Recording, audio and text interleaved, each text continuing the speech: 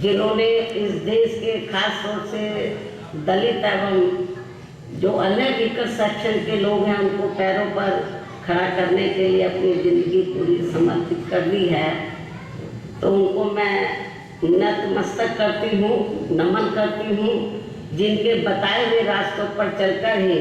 मैंने देश में यहाँ सदियों से उपेक्षित रहे, खासकर दलित एवं अन्य उपेक्षित वर्गों के लोगों को मान सम्मान के साथ अपने पैरों पर खड़े करने के लिए अपनी पूरी ज़िंदगी भी समर्पित कर दी है। और जब तक मैं जिंदा रहूँगी और यदि अभी तक की तरह मेरा स्वास्थ्य भी बराबर ठीक बना रहता है, तो तब तक मेरा इन वर्गों के हित व कल्याण के लिए निरंतर प्रयास व संघर्ष आदि जारी रहेगा। और इस मामले में ना तो मैं कभी झुकने वाली हूँ तथा ना ही कभी किसी के दबाव व लालच आदि में आकर अपनी पार्टी की मूवमेंट से पीछे हटने वाली है, जिसके लिए बीएसपी के जन्मदाता एवं संस्थापक माननीय श्री कांशीराम जी ने अपनी पूरी जिंदगी समर्पित कर दी है। इतना ही नहीं बल्कि इन्होंने अपने जीते जी हर मामले में मुझ पर पूरा भरोसा करके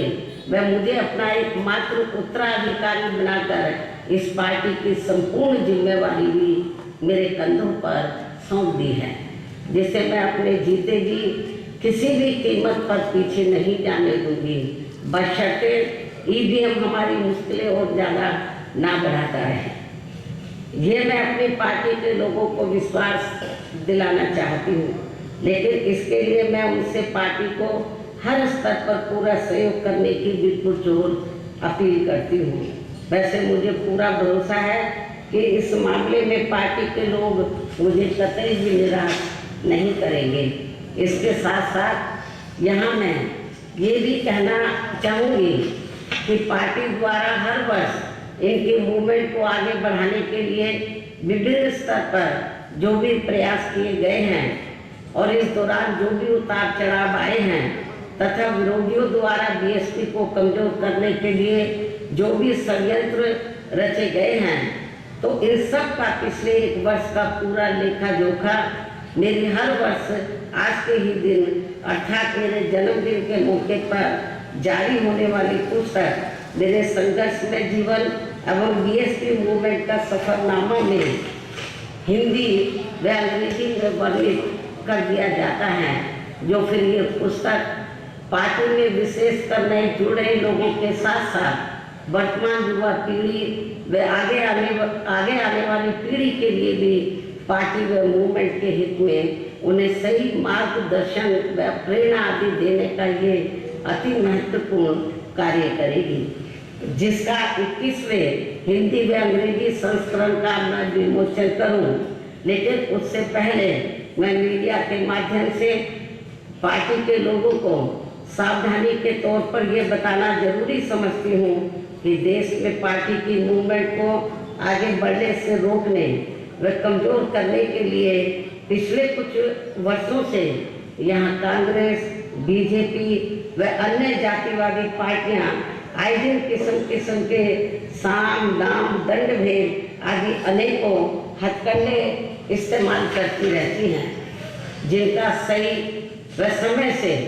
मुंह तोड़ जवाब देकर वे हर प्रकार की सावधानी बरतते हुए ही अपनी पार्टी के लोगों को पूरे देश में बीएसपी को हर स्तर पर मजबूत बनाना है। और खासकर आबादी के हिसाब से देश के सबसे बड़े प्रदेश यूपी में फिर से यहाँ अपनी पार्टी बीएसपी को सत्ता में लाना भी बहुत जरूरी है। हालांकि इस संदर्भ में काफ़ी कुछ विस्तार से जानकारी मैंने दिनांक 9 अक्टूबर सन 2025 को बीएसपी के जन्मदाता एवं संस्थापक माननीय श्री कांशीराम जी की पुण्यतिथि के मौके पर यहाँ लखनऊ में इनके सम्मान में किए गए यूपी प्रदेश स्तरीय अति विशाल महा आयोजन में दे दी गई है। उन्हें मैं पुनः दोहराना नहीं चाहती, लेकिन यहाँ यूपी की आम जनता को सजग व सचेत करने के उद्देश्य से ये कहना जरूरी समझती हूँ कि पिछले महीने सन 2025 में उत्तर प्रदेश विधानसभा के हुए शीतकालीन सत्र के दौरान राजधानी लखनऊ में अकेले बीजेपी के ही नहीं बल्कि सपा व कांग्रेस के भी ब्राह्मण समाज के सभी विधायकों तथा सरकार के मंत्री आदि ने भी एक जगह इकट्ठा होकर अपने ब्राह्मण समाज की वर्तमान बीजेपी की सरकार में भी हर स्तर पर हो रही उपेक्षा तथा इन पर आए दिन हो रही जुर्म जाति आदि को भी लेकर काफी चिंता व्यक्त की गई है और ये स्वाभाविक भी है। जबकि यूपी में हमारी पार्टी ने पिछले कई हुए विधानसभा चुनाव में टिकट देने व सरकार बनने पर अन्य वर्गों की तरह ब्राह्मण समाज को भी हर स्तर पर उचित भागीदारी दी है। साथ ही इनके ऊपर किसी भी प्रकार से कोई भी अन्याय अत्याचार आदि नहीं होने दिया है, जिसे ध्यान में रखकर अब यहाँ ब्राह्मण समाज को भी कांग्रेस, बीजेपी व सपा आदि पार्टियों के किसी भी बहकावे में नहीं आना चाहिए। वैसे भी अब ब्राह्मण समाज को किसी का भी चोखा बाटी आदि नहीं चाहिए और न ही वे किसी की धमकी से भी डरने वाले हैं, बल्कि उन्हें हर स्तर पर पूरा मान सम्मान व उचित प्रतिनिधित्व तथा रोटी रोजी के भी साधन चाहिए। साथ ही इनके ऊपर कोई भी जुर्म जाति आदि नहीं होनी चाहिए, जो ये सब इनकी चाहत अभी तक बीएसपी की सरकार में ही पूरी हुई है। और इस बार बीएसपी की सरकार बनने पर फिर से इनकी ये सब चाहत जरूर पूरी की जाएगी। इनके साथ साथ क्षत्रिय व वैश्य समाज आदि के भी हित व कल्याण का तथा इनकी सुरक्षा आदि का भी हर मामले में पूरा ध्यान रखा गया है और आगे भी रखा जाएगा। वैसे भी हमारी पार्टी की रही सरकार ने हमेशा यहाँ सब समाज के हित व कल्याण का हर मामले में वे हर स्तर पर पूरा ध्यान रखा है। खासकर जाट समाज जो ज़्यादातर खेती किसानी का कार्य करता है, उनकी खेती करने के लिए खाद्य सहित अन्य सभी सुविधाओं की समय से उचित व्यवस्था की है। साथ ही गन्ना किसानों को तो काफी बढ़ाकर दाम दिया है। इनकी अन्य फसलों का भी उन्हें उचित दाम दिया है। और अब सरकार बनने पर और अब आगे सरकार बनने पर इनका इसी प्रकार आगे भी जरूर पूरा ध्यान रखा जाएगा। इसके साथ साथ जाट समाज के शिक्षित बेरोजगार युवाओं को भी सभी विभागों में व खासकर पुलिस भर्ती में बिना कोई रिश्वत के उन्हें काफी सरकारी नौकरी भी दी है। अन्य वर्गों की तरह इनके ऊपर भी कोई जुर्म जाति आदि नहीं होने दी गई है। राजनीति में भी इनको उचित भागीदारी दी है और अब इनको भी अपने हित व कल्याण में बीएसपी से जुड़कर अपनी पार्टी बीएसपी की ही सरकार बनाना बहुत जरूरी है। इतना ही नहीं बल्कि यहाँ दलितों, पिछड़ों, मुस्लिम व अन्य धार्मिक अल्पसंख्यक समाज के लोगों के हितों का तो बीएसपी की रही सरकार में हर स्तर पर इनका प्राथमिकता के आधार पर विशेष ध्यान रखा गया है और इनके ऊपर कोई भी अन्याय अत्याचार आदि नहीं होने दिया है। आगे भी इन वर्गों का विशेष ध्यान रखा जाएगा। इसके अलावा हमारी रही सरकार ने,